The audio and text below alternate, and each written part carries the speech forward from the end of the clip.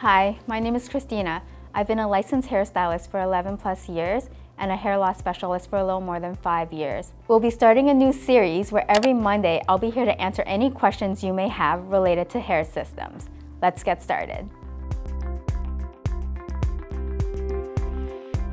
There are actually several ways to detangle a hair system. The first would be in the shower after you've shampooed and conditioned your hair. You would use a vent brush in the shower and just brush your hair in one direction, sideways, backwards, forwards. One of my favorite brands we do carry is the Beauty Mark Intense Recovery Conditioner. The next would be to use leave-in conditioner. So you would do that outside of the shower.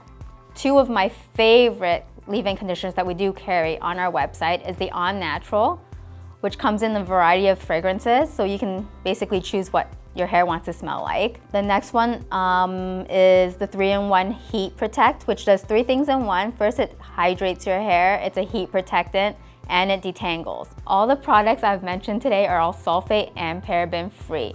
They're available for purchase on our website, linked below. Well, that's it for today. I'll see you next week. Don't forget to like, comment, and subscribe if you like this video.